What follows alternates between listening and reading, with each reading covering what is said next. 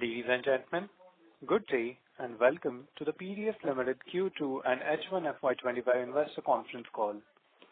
As a reminder, all participant lines will be in the listen-only mode, and there will be an opportunity for you to ask questions after the presentation concludes. Should you need assistance during the conference call, please signal an operator by pressing star, then 0 on your touchtone phone. Please note that this conference call is being recorded. I now hand the conference over to Mr. Diwakar Pingle from EY. Thank you, and over to you, sir. Thank you, Siddhant. Very warm welcome to all the participants for the PDS Ltd Q2 FY’25 earnings call. Investor presentation and the financial results are available on the company website and the stock exchanges. Please note that anything said on this call, which reflects our outlook for the future, which can be constituted as a forward-looking statement, must be viewed in conjunction with the rest of the company faces. This conference call is being recorded, and the transcript along with audio of the same will be made available on the website of the company as well as the exchanges. Please note that the audio of this conference call is a copyright material of PDS Ltd and it cannot be copied, rebroadcasted, or attributed in press and media without specific and written consent of the company. To give you a brief business update and take you through the results, from the management team, we have Mr. Palak Seth, Executive Vice Chairman, Mr. Sanjay Jain, Group CEO, Mr. Rahul Ahuja, Group CFO, and Ms. Reena Joseph, Deputy Group CFO. I now request Mr. Sanjay Jain to provide you with a brief update for the quarter. Over to you, Sanjay. Thank you, Diwakar. A very good afternoon and good evening to our stakeholders across the time zones, and thank you for joining us. I also want to extend a very warm wishes to everyone for the Diwali festivities, around us, and a very warm welcome to our Quarter 2 and H1 FY’25 earnings call. Before discussing our quarterly performance, allow me to briefly touch on key economic and industry trends that may impact our business in the short to near term. On a positive note, the global efforts to control inflation are beginning to show results. Although some regions are still facing price pressures, but inflation is nearing the central bank targets in many countries and thereby opening the doors for a potential monetary easing. The global economy has proven resilient. One is witnessing growth in US and modest recovery is expected in Europe. Emerging markets, especially in Asia, are holding a stable outlook. While this provides a foundation of stability, this provides a foundation that there could be more and more monetary easing supporting the spend. But if the high interest rate continued, geopolitical uncertainties in some part of the world, and also some rising trade tensions, they remain as potential headwinds to growth and could exert upward pressure on inflation. However, on the whole, we believe that there is positivity that is gaining traction. Now moving on to our performance for the quarter and the first half of FY’25, I'm very pleased to share with you that the growth momentum has been strong both over the previous year and also in terms of the previous quarter.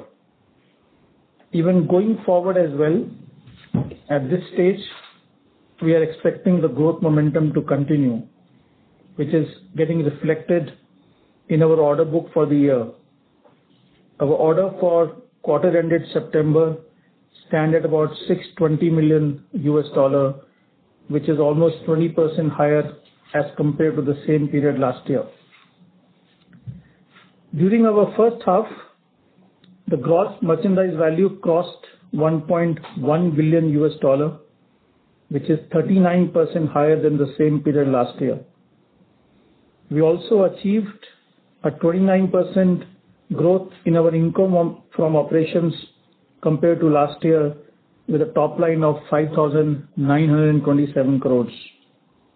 In the second quarter, your company recorded the highest quarterly sales of 3,306 crores at a growth of 26% versus the first quarter.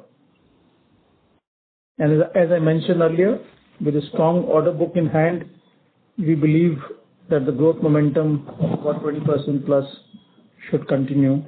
And in fact, in our 2 factories in Bangladesh, we are pretty much fully sold for Q3 and Q4, and we are beginning to get good order tractions for the Q1 of next financial year as well. The growth was broad-based across categories and geographies.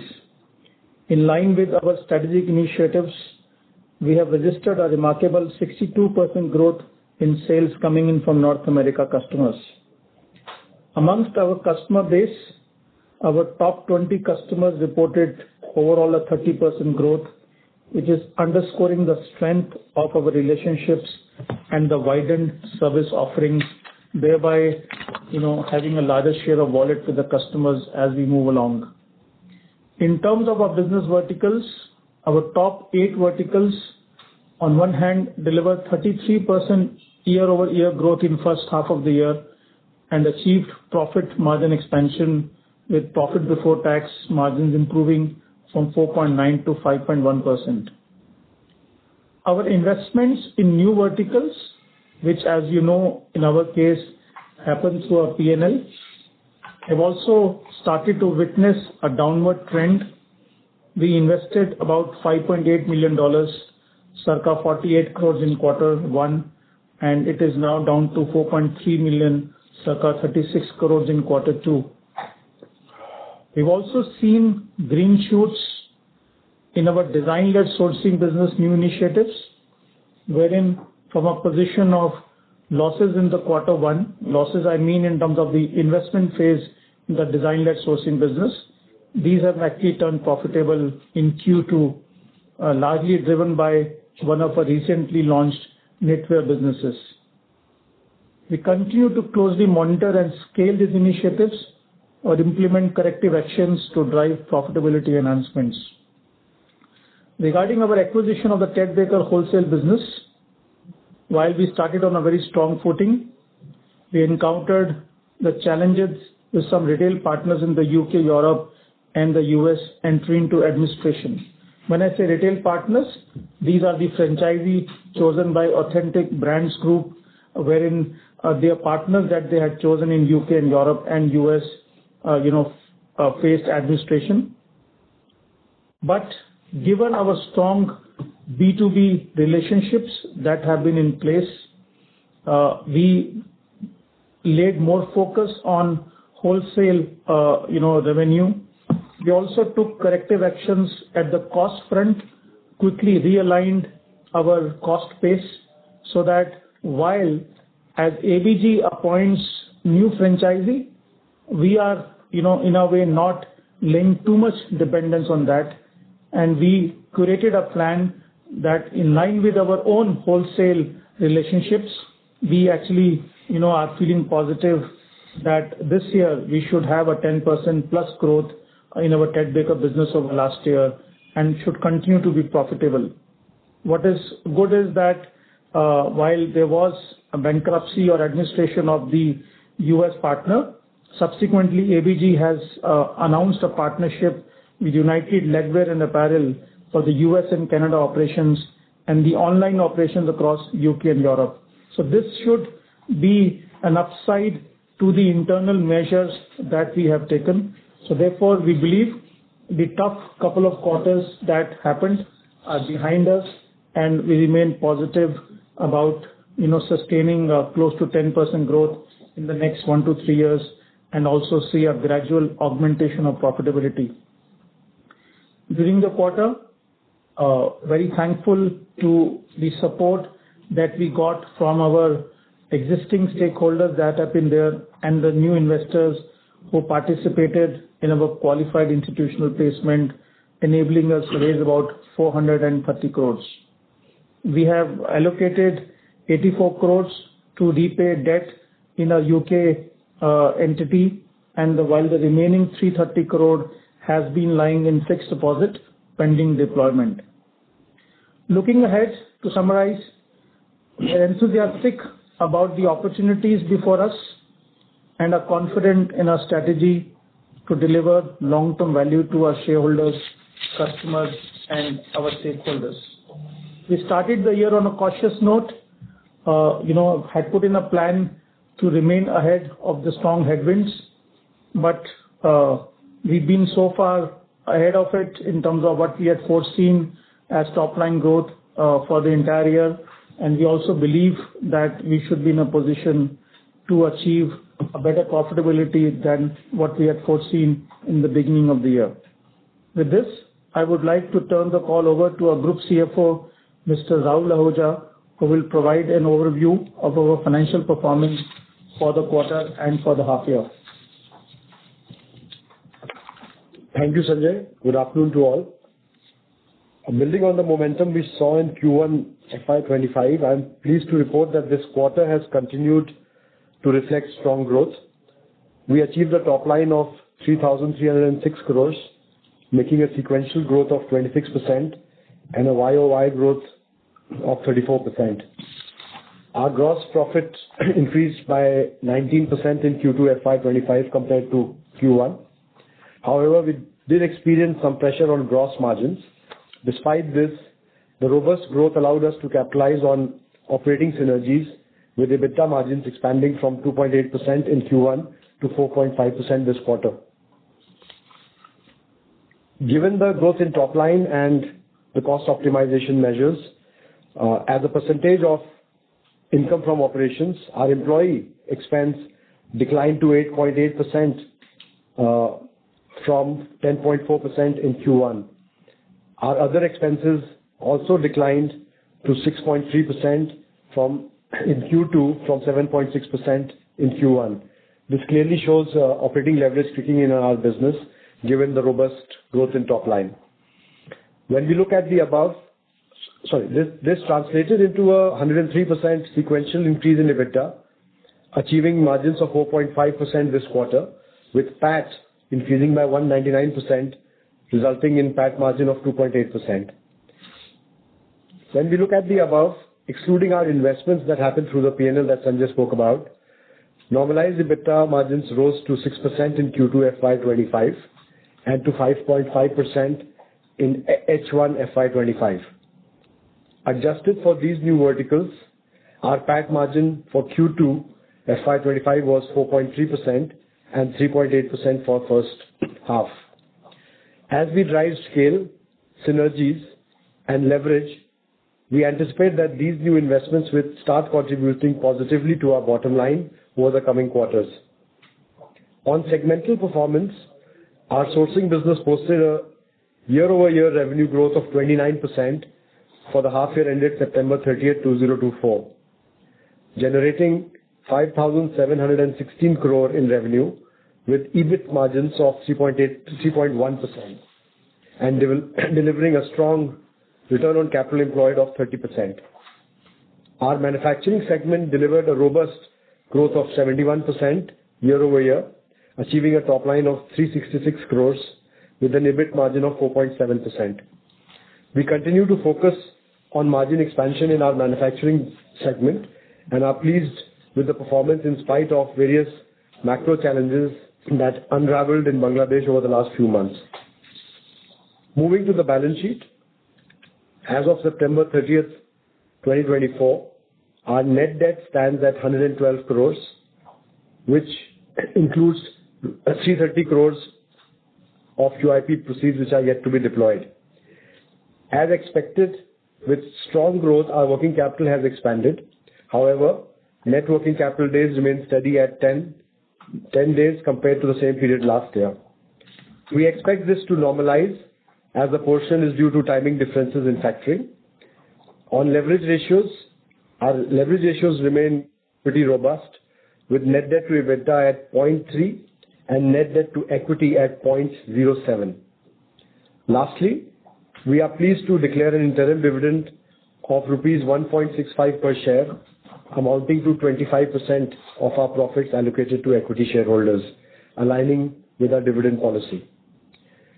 In summary, our performance this quarter reflects the resilience and scalability of our business.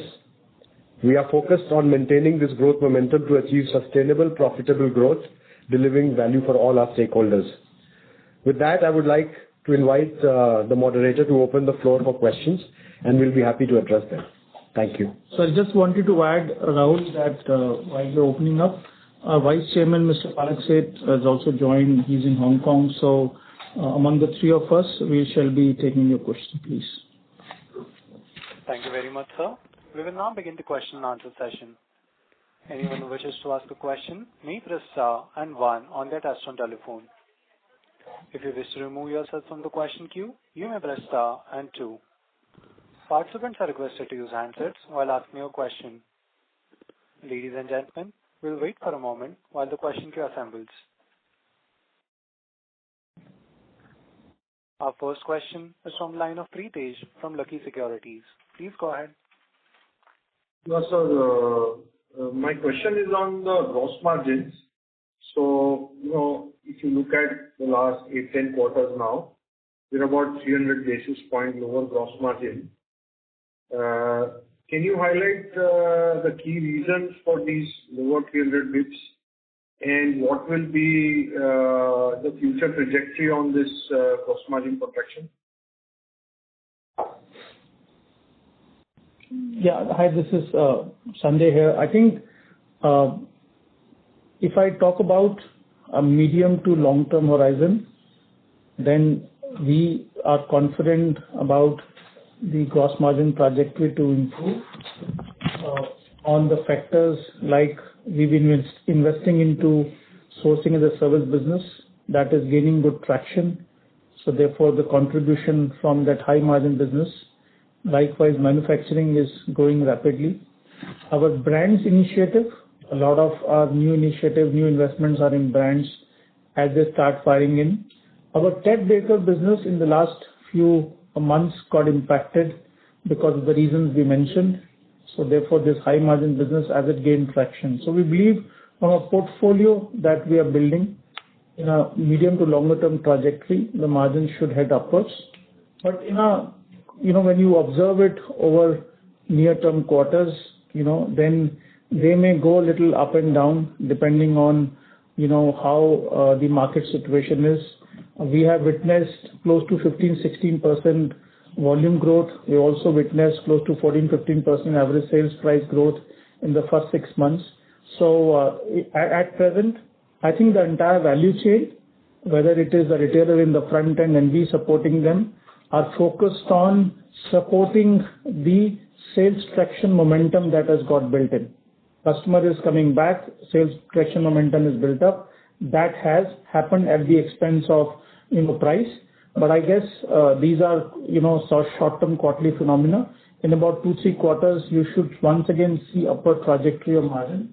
And one more thing that I want to add here, which is that on our cost optimization with respect to procurement initiatives, we have started investing, and next quarter is going to be the first quarter wherein we believe we should significantly benefit from it. To summarize, medium to long term upward trajectory. In the short term, to support the growth, you may observe for 1 or 2 quarters the margin to be under pressure. At the gross margin level, not at the operating margin level.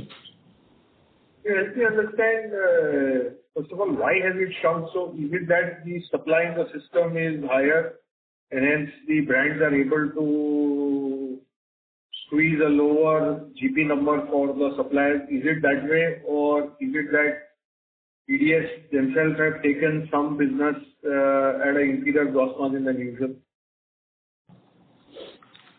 See, PDS, as terms of philosophy, always believes that we are into a strategic relationship with our customers and we should support their growth.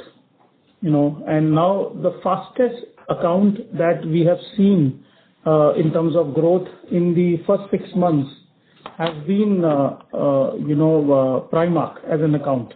And as you know, Primark is close to about $10 to $12 billion retailer, growing very, very efficiently, growing very strong.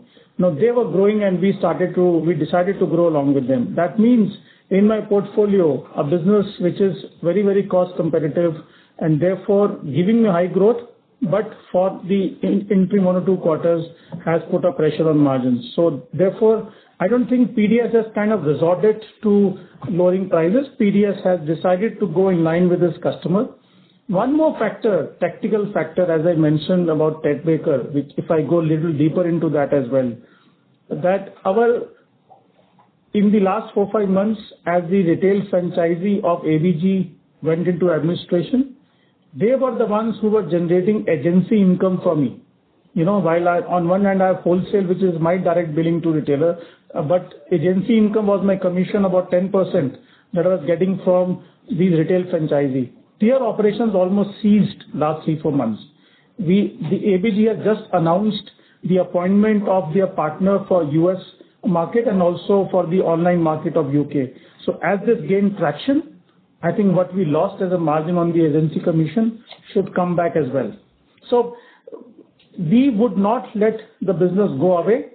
We would get it into our fold, and then we will work towards, in the 1 quarter, 2 quarter, 3 quarter, how through my synergies, cost optimization, I get my margin trajectory back. Okay. And my last question is sourcing as a service.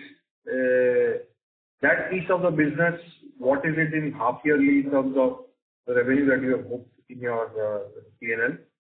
And what is the growth on sourcing as a service? Yeah, I'm just going to answer you in 1 minute in terms of the specific numbers.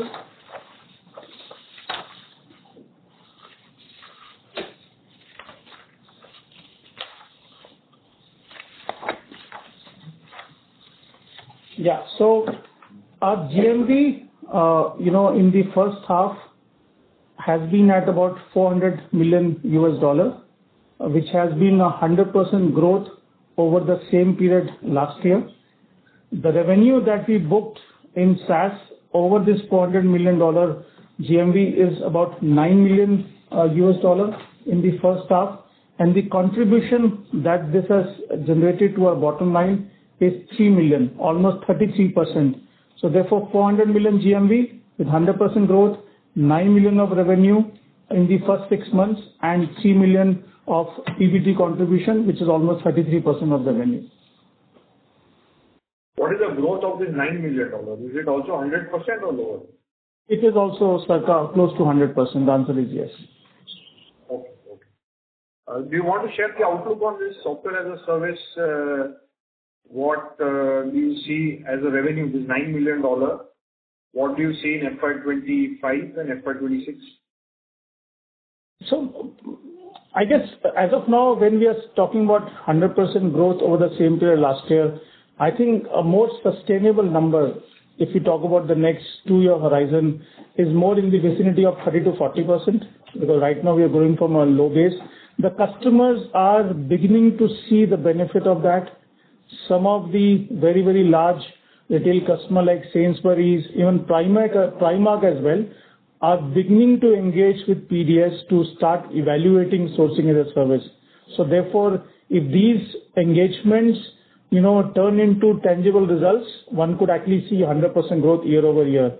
But notwithstanding these engagements, we believe in the next 2 years, 35 to 40%, is a maintainable growth rate for this new offering of ours.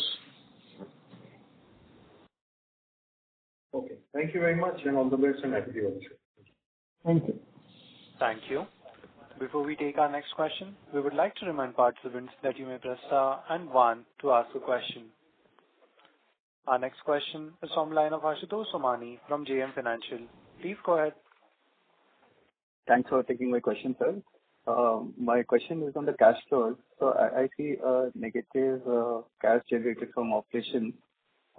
Need some clarification with regards to 2 line items. One is change in other assets, and the other is change in trade payables. So can you specify what is there in change in other assets? So you're talking about the $33 million number? No, so you have published a cash flow statement. Okay. Yeah.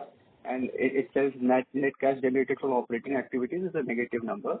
Just if you could clarify the change in other assets, which seems to be a larger amount. Sure. And the other the negative number again, and change in trade payables. Just some color would be great. Yeah. So as far as change in current assets or other assets is concerned, This has three-fold components.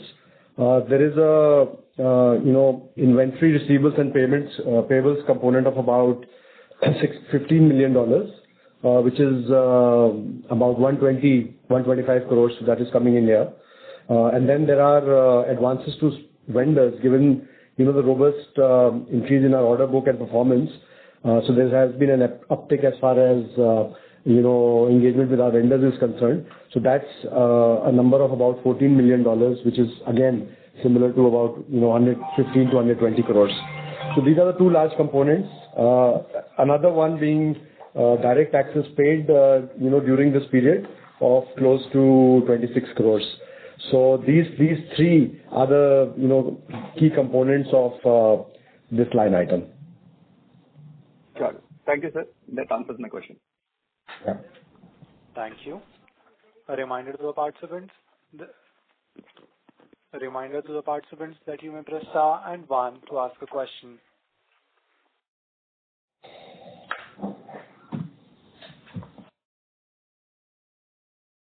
Our next question is from the line of Rahul Bansali from Parami Capital. Please go ahead. Yes. Hi. I wanted to ask about So I wanted to ask about the SaaS contract with Haynes that was discontinued. So I just wanted to understand whether that will hamper any plans that we have with Haynes in the design-led sourcing business.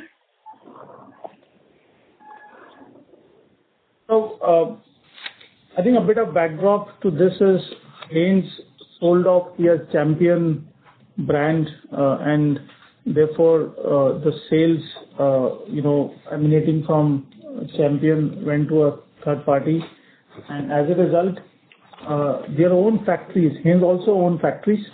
There was probably an imperative need for them to fill up their own factories, and as a result they wanted to reduce dependence on third party factories. Therefore, the sourcing and the service business that we were running for them in Bangladesh has been decided to discontinue. And this, in the first 6 months, there has already been a declining trend that we have observed in the Haynes business. Going forward, as the partnership comes to an end in the H2 part of the year, on one hand, we would be fully recovering our costs that we have invested. Secondly, there is also a termination cost recovery more than the cost that we have incurred. So therefore, this relationship from a start to finish would be a profitable relationship. We do not see that this is in any manner linked to a small design-led sourcing business that we do for Haynes. These are two de-linked activities. The Haynes sourcing as a service business is coming to an end not because of relationship. It is because the customer has a need to fill up their own factories. So these are two mutually independent. And in response to the previous question I mentioned, notwithstanding the Haynes contract, we believe the traction that is building up in the sourcing as a service business shall continue going forward as well. Got it.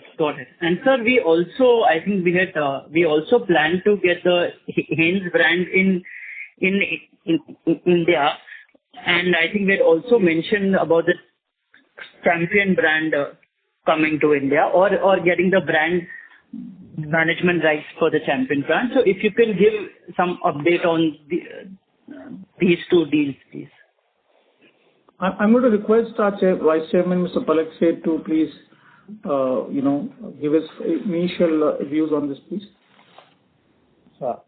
So Sanjay just mentioned about the Haynes relationship with PDS. We are, after the Champion brand was sold, we are in touch with the other operating partners they have got in Europe and US and Australia to continue some kind of relationship. So that discussions are going on in the next 4 to 6 weeks. We'll have some conclusions. So we'll probably end up becoming a vendor to Champion for other markets where the licenses have been sold to third party. Coming to our India license business, we are evaluating several brands, including Champion, Haynes, and few others. So hopefully in the next 6 to 8 weeks, we'll make a decision which is the right brand to go ahead with. we have done a Kantar report study. We engaged Kantar currently to do a market assessment, and we've given them around 4 or 5 brand names, including Hanes and Champion, to see the connecting customer preference, which brand they feel would be the right one for PDS to launch on the essentials and lingerie market in India. So once the study is out, then we'll pick and choose, which is the right partner for us to take for the domestic distribution for a underwear and essentials brand.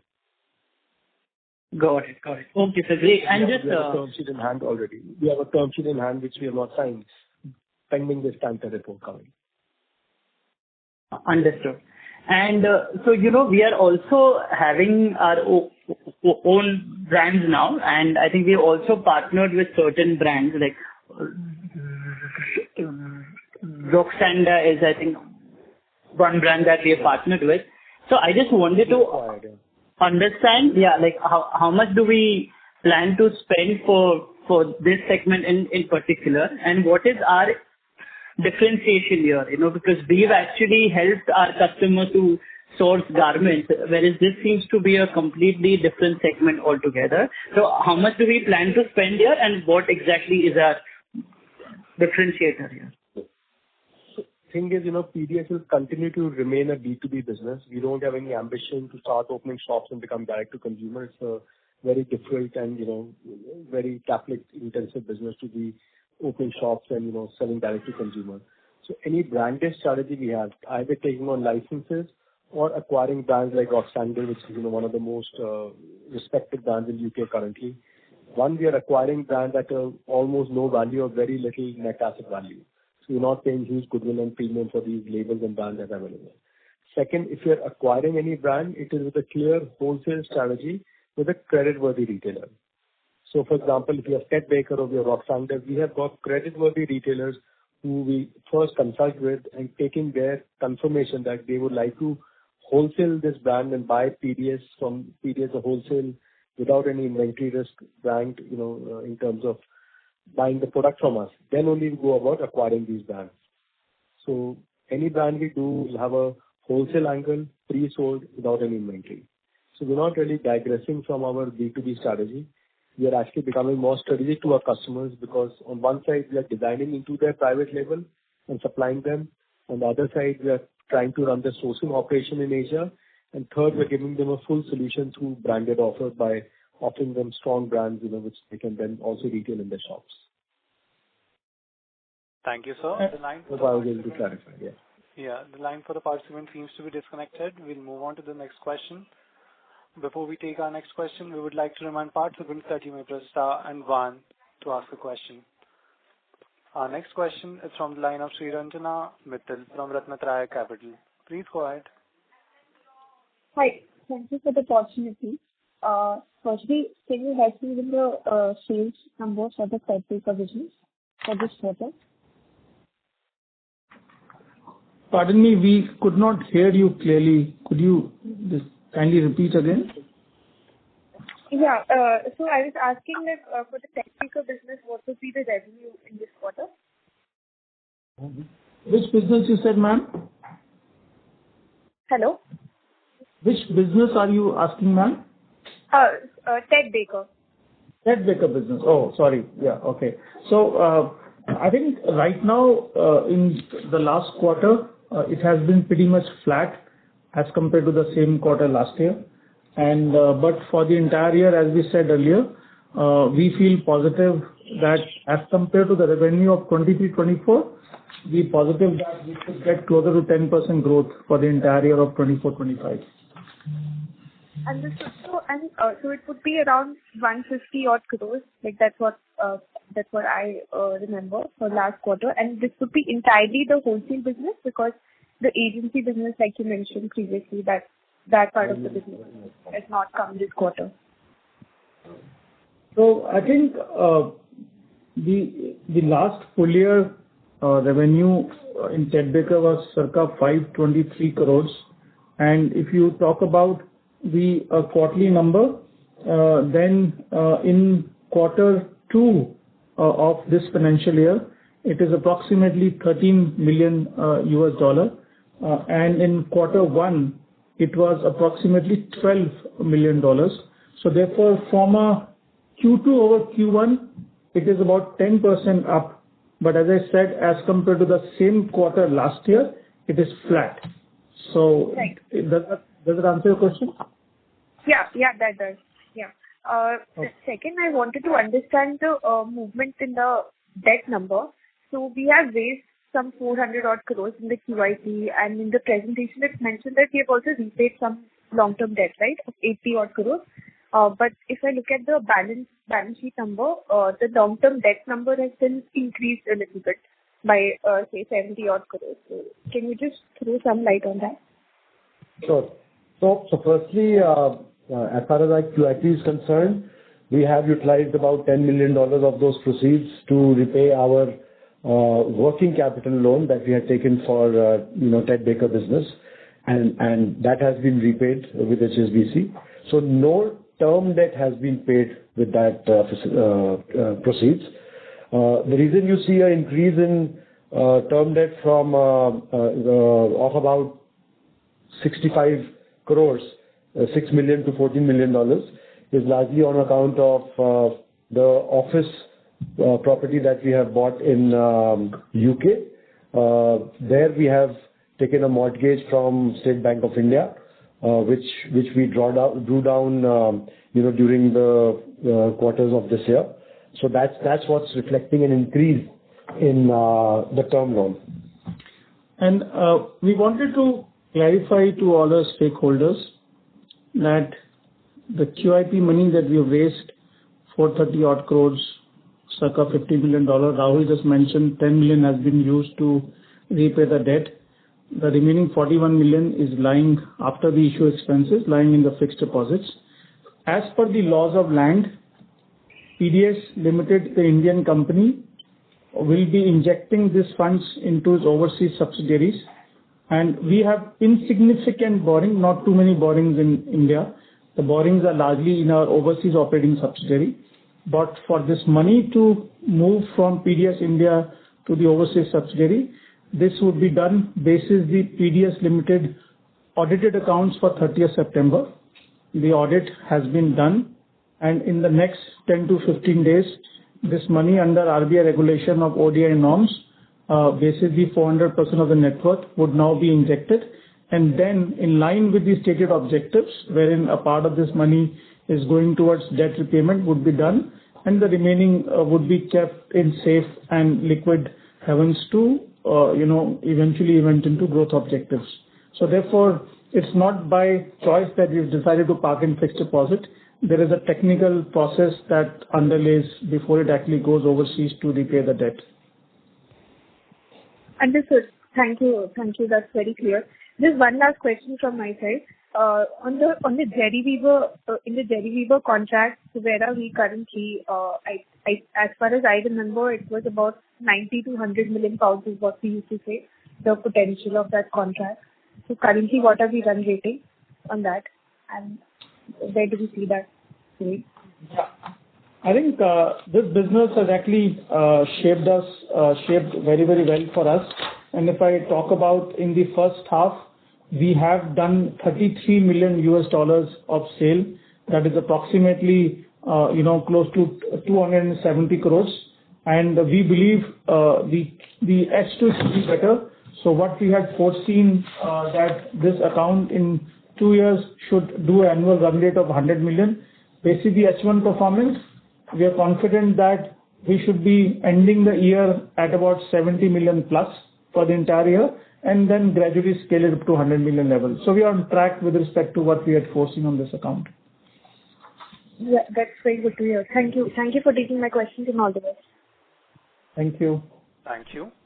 Participants who wish to ask a question may press star and 1 at this time. Our next question is from line of Mohammed Patel from Care Portfolio Managers Private Limited. Please go ahead. Yeah, thank you for the opportunity. So I have a couple of questions. Can you give me some details on Fashion Nova and PDS Asia Star? What is the update and what could be the size for us in the next few years? Palak, would you please like to take that? Can you repeat the question, please? Yeah. What is the outlook on Fashion Nova business and also the PDS Asia Star and this aspect going forward as well? So Fashion Nova, we have got now Fashion Nova is predominantly doing apparel currently. So on our apparel front, we have got two PDS subsidiaries supplying them. One is specializing on kids and lingerie, and other on the fast fashion business. So we are seeing very fast traction and healthy margins coming from the Fashion Nova business because their current sourcing is all from domestic importers sitting in LA and New York with a very high overhead structure. So having direct teams sitting in Asia servicing the Fashion Nova business is seeing a lot of traction and healthy order books waiting. So I think in the first 2 months of our setting team, already more than 150 crore business has been booked. So the apparel side will continue to grow and it could reach that $200 million potential in the next 2 years. Plus, we have now started adding new categories to them like home. They currently don't do any home business. So we set up a home business for them and also on the tech accessories and other accessories which are not related to apparel. So it's a very strategic partnership. They've opened all their doors. Even now, PDS teams are sitting in the Fashion Nova office in LA. We've got 3 people from PDS sitting in their office, constantly working with the buying teams and helping drive business forward. So PDS has set up this fast production business model like Shein. So what Fashion Nova wanted was a fast production business model. So this company called PDS Online Enterprise is actually a fast production business. And not only seeing the success of Fashion Nova, now other retailers are approaching PDS. Can you do a similar model for us also? Low minimum quantities, high amount of SKUs from a global sourcing base. So this is a new line of business we started, being an agile platform. We were able to set up a new business line and see a lot of traction from Fashion Nova, but also excited many other customers wanting to use this service we have set up. Hope this answers your question. Yeah, and Palak, if I may add, there was an angle of PDS Asia Star to it. So as we all know that China has been a geography, as a big fulfillment to online-led demand. Our subsidiary in Shanghai, PDS Asia Star, has been largely into design-led sourcing, but given their proximity on ground, as we got this new line of activity created, PDS Asia Star was able to quickly, in a very agile manner, get it back together to start fulfilling. So that's how PDS Asia Star and Fashion Nova relationship is enabling us deliver this very, very fast. This $100 million in 2 years should be DLS, right? Yeah, design-led sourcing, yes. Okay. My second question is, so what part of the business is contributing to the good growth in North America and Europe? And is this growth expected to continue in upcoming quarters? I think as we said, the overall global, economic factors are beginning to look good. I think all of us are keeping fingers crossed on US elections. But in the near term, we believe this traction will continue. That the 60% growth that we have witnessed, this trend should continue in the coming few quarters as well, and Europe as well. In UK, if at all our growth is 10-12%, that because one of our 2 accounts are, like Matlin is facing a sluggish trend. But we remain positive that on a portfolio basis, 20% plus growth, and US would still keep driving the pack for the coming few quarters. Yes. Okay. In the top 10 sourcing verticals, Sri Lanka, Spring, KSL, Twin Asia, Zamira, they have experienced negative PBT growth. So what explains that? So there have been some, for example, Sri Lanka is more an internal matter that while we had a 20% growth, some inward supply chain snags, led to some incurrence of freight costs. And in our business, there is flexibility because all our contracts are back to back, that we are able to recover these incurrence of freights from our partner factories. But pending that, these are the costs that we have incurred, and we have done some internal corrections to fix the supply chain. So therefore, from Q3 onwards, Sri Lanka should put this behind itself. On Spring, which is our business based in Turkey, there has been, while they enjoy very strong relationship with Ralph Lauren, Sainsbury. Now we have opened up Tesco as an account, so therefore from a relationship perspective, very well in place. There has been tremendous cost pressures. As you know, in Turkey, the inflations are upward of 60%. So therefore, there has been cost pressures. To offset these cost pressures, we actually invested into a sampling room and a small cutting facility, whereby we felt that if we take our own designs to the factories, designs in the sense that rather than working on tech pack business, if I choose my own fabric, choose my own trims, then my ability to influence the value chain, as a result, minimize the impact of cost increase on me.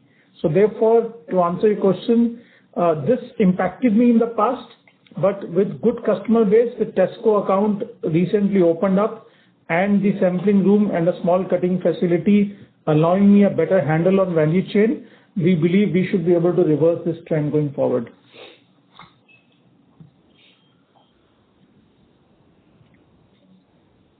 Okay. What about other two, Twins Asia, KSL, Zamira? Yeah. Twins Asia has been, Design Arc and Twins Asia has been serving the customer Matalan, and Matalan has seen a change of, management and ownership, whereby the bondholders, took charge of the company by converting debt to equity. And as a result, the entire focus shifted on cost, and thereby, they started engaging with us to keep driving down the price. In fact, in one of the earlier questions, we said we would never let the sales go away, but when somebody tries to drive price too much down, then I think we also have to hold our ground. So therefore, there has been a 34% decline in the revenue, largely because of this account shrinking. And in the meanwhile, the Design Arc and Twin management have adopted Twin strategy. On one hand, they have realigned the cost structure, which will lead to benefits coming in the later half of the year. Secondly, they have also hastened up the efforts to start doing business with more customers beyond Matalan as well. But in the interim, we have got hurt. Zamira, another account, they lost business with one of the customers. They are into sustainable denim, and which I think, again, the management team is by the end of Q4 beginning to get more orders from new customers. So these were some specific issues. The reason we wanted to highlight the first 8 and the next 2, these are the 2 issues that I've heard. We are realigning the cost structures. We are getting more customers, and we believe in about 2 quarters, these businesses also should be back on track. Okay. My last question is, so we have pioneered green finance, so how much that can help in reduction of P&L interest cost in near term? Sorry, could you repeat your question? So we have pioneered sustainable green financing. How much that can help in reduction of P&L interest cost in the near term? So, sustainability and green financing, I guess, is the, flavor with banks these days. Everybody wants to participate in the sustainable journey, given it's a very sensitive topic. So we have partnered with our, primary banker, which is HSBC, and also ENBD in UAE on green financing. Now, as far as your specific questions of how much will it lead to reduction in interest cost, these guys usually set up certain KPIs. They will monitor us over a period of time, and in case that delivery is there, anywhere between 20 to 25 basis points is what can come as a way of reduction. So green facility should not be viewed as a facility which will lead to cheaper financing. But yes, it has many other benefits because it's fast track, they monitor it very closely, and then there are those benefits attached to something new that the bank is trying to do. But on a P&L basis, 20-25 basis points over 18 to 36 months. Thank you. Thank you. Our next follow-up question is from the line of Rahul Bansali from Parami Capital. Please go ahead. Yes, thank you. So our sourcing is skewed towards Bangladesh right now. So I think around 55 to 60% of our sourcing is from that country. So do we have plans to have a more diverse sourcing base, let's say in few years, in 2 to 3 years, let's say? So two things there. One is, notwithstanding the disruption that happened in quarter two, especially on two occasions for consecutive 3-4 days, your company has been able to post a record high sales growth, highest sales quarter. We believe in Bangladesh, given that RNG exports are the single largest exporting item for the country, and the country is heavily dependent on that. The country was able to quickly get its act together and put whatever happened behind. That's number one. But on an incremental basis, we believe that we are working very carefully. As we had also mentioned earlier when we met our investors at the time of QIP, that we are looking at ownership of a manufacturing unit in India, wherein we believe the world is looking at India for increasing their sourcing, and our relationships with customers are well in place. This ownership of a small to mid-sized asset would allow us to have a base in India, thereby have more sourcing from India. That is number one. We're also carefully evaluating Latin America and Egypt. The American markets and some part of Europe are also looking at nearshoring, and Egypt also get the benefit of a duty-free access to US market. So therefore, to answer your point, Bangladesh is stable, but from an incremental capital deployment perspective, we believe we are closer to taking a decision in India and keeping a close evaluation of Egypt and Latin America. That would automatically take care of diversification of our partners and sourcing base. Sure. And do we also partner with some of the big players such as, let's say, Concall Exports or KPR Mills or such companies, or do we generally partner with smaller companies? And if there is if let's say a few years down the line the bigger companies tend to get bigger, is that going to hurt our business? That's what I wanted to know. Palak, would you like to take that? I will, request you. On a design-led sourcing business, we tend to partner with the medium to large players. Like for example, in India, there are thousands of factories. Maybe 10 large groups are capable of dealing with the large retailers, but another 50, 60 manufacturing groups which have similar facilities in terms of infrastructure, compliance standards, and quality standards, but they do not have the front-end SG&A costs or design teams and, the customer reach to reach these customers. So typically, they are the next, not the first 10, but the 10 to 50 vendors in each country tend to become PDS vendors. So the point you made, the big end up becoming bigger. In a manufacturing first business, the capex to grow turnover is 1:2. So to grow to a $200 million top line for a garment manufacturer, they have to put $100 million capex almost, right? So it's a huge investment, and their ability to scale up is very limited. Whereas PDS is known in the industry for being a solutions company. As soon as we find the opportunity, we're able to get the vendors on an asset-light model. If you see our turnover, how much we're able to clock without having to invest much in fixed assets and keeping the asset-light nature of the business alive, our scalability factor is much more. Whereas the manufacturing group is limited to how much they can scale, not only because of the capex requirement, but also because they have to hire a huge amount of manpower and labor, creating future liabilities, for themselves as well. So I'm not too concerned as manufacturing groups scaling up and becoming competitors, actually, to be honest. Got it. Okay. Thank you so much. Thank you. Our next question is from the line of Vivek Kumar from Best Paths Research and Advisory LLP. Please go ahead. Sir, am I audible, sir? Yes, please go ahead, sir. Yeah. Yes. My question is on US. How are we facing? I know it's going very well. So in terms of in the long run, how different it is from Europe in terms of clients' preferences, and how easy or how challenging it is to crack US? Because US is much, much larger than all other markets put together. So I just wanted to understand if, because if US is cracked, then it's a very big opportunity for us. So I just wanted to understand it's easy or there are challenges, and what are your dialogues with your clients giving you indication on?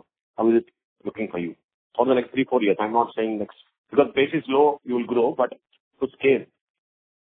I think I made myself clear. Thank you. I think US versus Europe is quite different markets. Europe is very product driven and also very, bottoms up. So you have to have relations with the buyers, the merchants, and then the senior leadership can give the support. But, Europe is, you have to have product first approach, and you have to have relationship with the teams first. Whereas in US to do the business, it comes from top down. The relationship has to be with the CEO of the company, then the directive is given below, and then below teams have to be satisfied. So it's a different approach how you approach the US market versus the European market. Also, US is very strategy driven, whereas Europe is product driven. So PDS invested in resources currently, where we have the right people in place now who have those relationships at the senior level at retail. So at least doors are getting open, right? So most difficult thing today is to open a door. As soon as we meet the CEO of a large American retailer, they see PDS, group presentation, our business model, our venture fund feeding innovation, they ultimately end up opening our door, which is one of the hardest parts. Once the door is open, then it takes 1, 2, 3 years to build a business to scalable level, right? So the good thing is any customer you approach, 9 out of 10 have agreed to open a PDS account, which is the biggest part where most companies fail. So it's fundamentally different both markets. I think, with Fashion Nova, we have seen we have the right, discussion at the senior leadership owner to owner level. That business they started building up. Target US is another retailer where we've seen a huge traction is building up. Actually, I'm sitting in Hong Kong meeting Walmart leadership also today. So that continues to grow, in terms of traction, what they're seeing in our business model.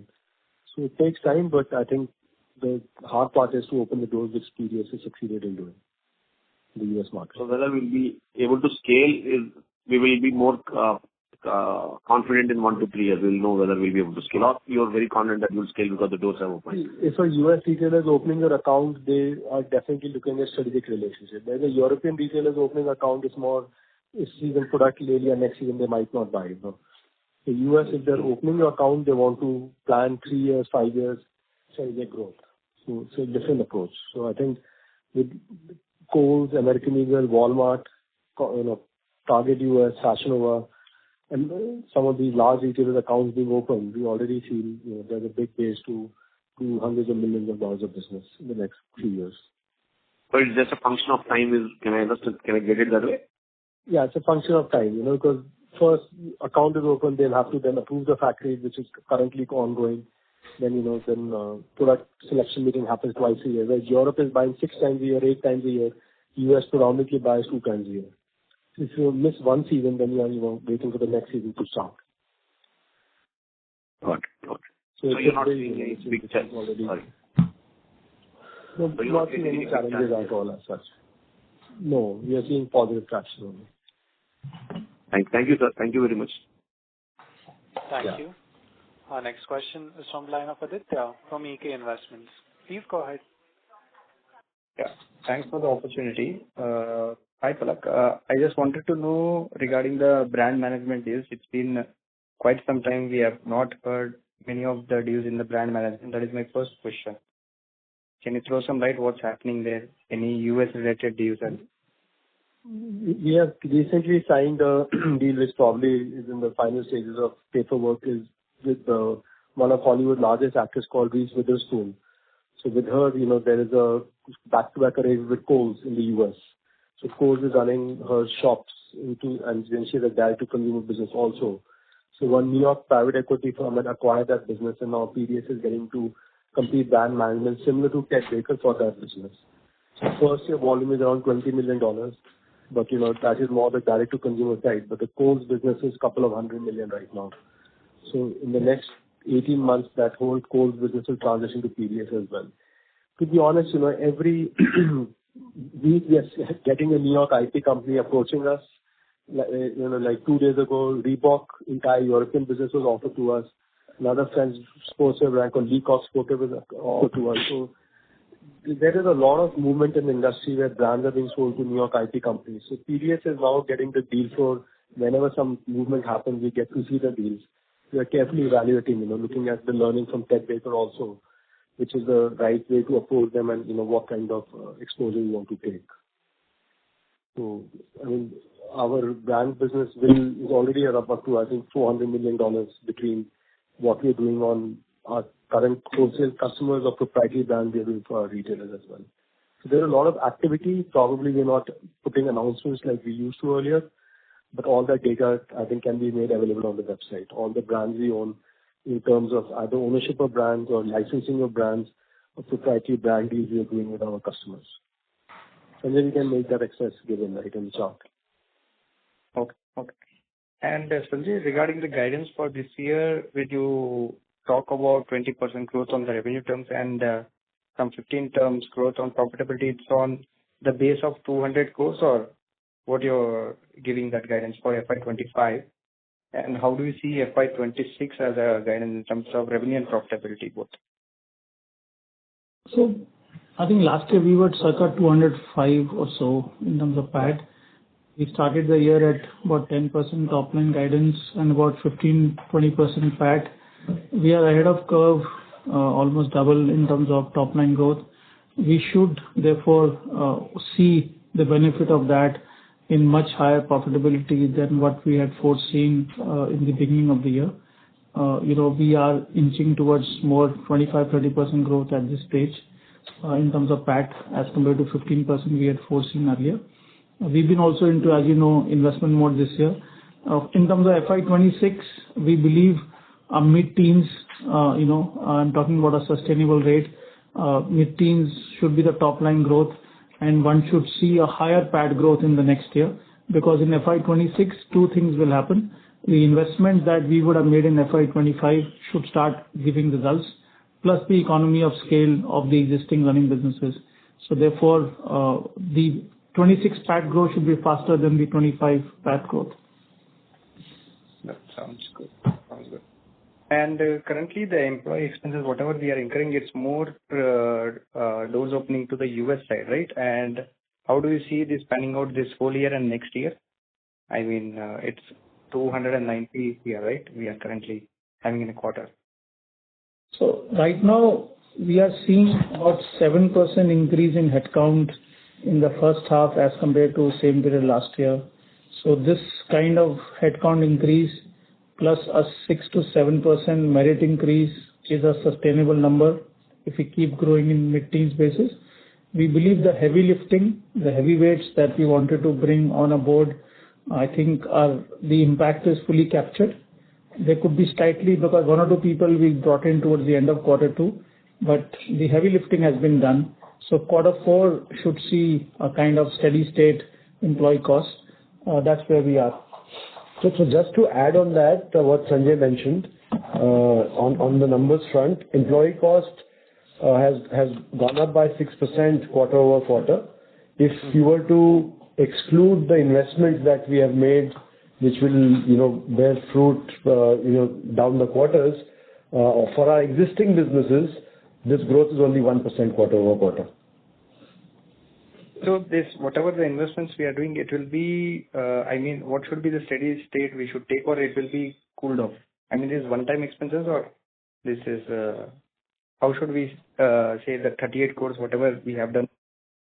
So like Sanjay mentioned, quarter over quarter, it's coming down more towards the end of this quarter and start of the next financial year. This should be down to negligible levels. Thank you, sir. Our last question for the day would be from the line of Devin Kulkarni from Marcellus Investment Managers. Please go ahead. Yeah, hi. So how big was the Hanes contract in FY'24 and in Q2? So in terms of the contribution of Hanes was approximately, it's about in 23 million in FY'24. 23 million in FY So, you want to add? So in FY'24, gains for us was around 24 million from a SaaS GMV perspective, which in the first half is around 12 million. Is it reduced by half? Is that the full year? This is yes. Okay, so 12 million in H1 FY'25, right? Compared to 24 million last year. That's correct. Okay, got it. And second question, so in your investor presentation on the Tech Baker slide, you have mentioned that you have moved your office to Fraser's office. So what's the deal here with Fraser's? Palak, would you like to take that, please? The voice is not clear. On the Tech Baker, what can you repeat, please? The fact that we have got co-located ourselves at Fraser's office, so he wants to understand what's the rationale of that. Yeah. So basically, Fraser's, is getting into a strategic partnership with PDS, and they see Tech Baker as a great brand now, which unfortunately doesn't have physical retail stores in the UK. But Fraser's themselves, between their ownership of House of Fraser's, USE, their own online platform and many other channels, they're like a $5.5, almost $8 billion retailer in UK. They feel like Tech Baker through their distribution channel can quadruple and do a lot of business. So it was almost a strategic move that PDS goes into their head office, into one of the separate floors, still operate as an independent company. There is no financial relation between them and us in this business, but just a strategic relationship. And they've given some kind of indication that up to 25 million pounds a year they can buy from us for the Tech Baker brand. So considering the current volume, they're buying it 3 million from us, that desire to do 25 million. So, there's a huge upside where, they think they can use the Tech Baker brand where the stores don't exist in UK, which is the home market, but distribute through their channel and be closer to us through this deal. But it's a strategic intent. Tech Baker was the first brand, but they are having many of their own brands also, that Fraser's owns.